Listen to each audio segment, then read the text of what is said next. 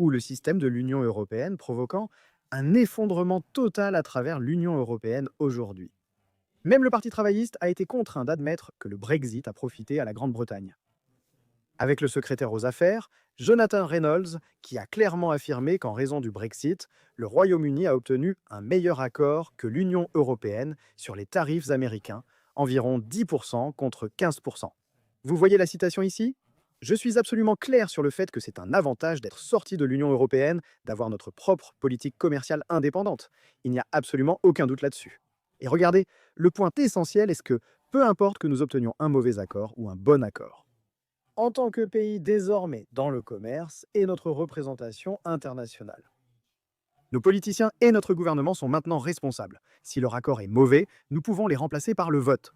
Alors qu'aujourd'hui, on voit les jérémiades et les plaintes à travers toute l'Union européenne et c'est vraiment assez pitoyable. Vous avez Guy Verhofstadt qui qualifie l'accord Union européenne-États-Unis de scandaleux.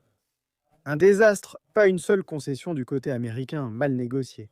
Bien sûr, dans une Europe sensée, vous auriez simplement des gouvernements élus et responsables devant le peuple, devant les électeurs de leur pays, qui négocieraient chacun des accords commerciaux en leur propre nom, capables de se retirer de ces accords, capables de négocier des accords dans leur propre intérêt national.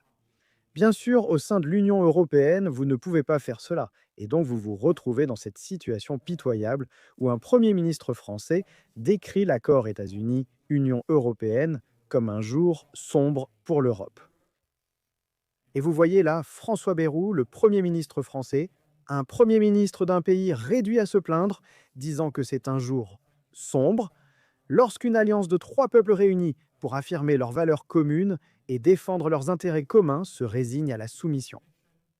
Et vous avez même là le ministre français des Affaires européennes, également, réduit à se plaindre, disant que cette situation n'est pas satisfaisante et ne peut pas durer. Eh bien, désolé mon vieux, ça s'appelle être dans l'Union européenne. Vous avez aussi Marine Le Pen qui critique ce qui a été convenu par l'Union européenne comme un fiasco politique, économique et moral, montrant que la souveraineté nationale est écrasée sous le poids de la bureaucratie bruxelloise. Vous avez même Politico qui cite un responsable du ministère français de l'économie disant «Ah, c'est trop indécent». Je déteste le dire, mais elle a raison. Et je pense que tout cela souligne une fois de plus pourquoi nous avons absolument raison et la chance d'être en dehors de l'Union européenne. Partagez vos réflexions à ce sujet dans les commentaires ci-dessous.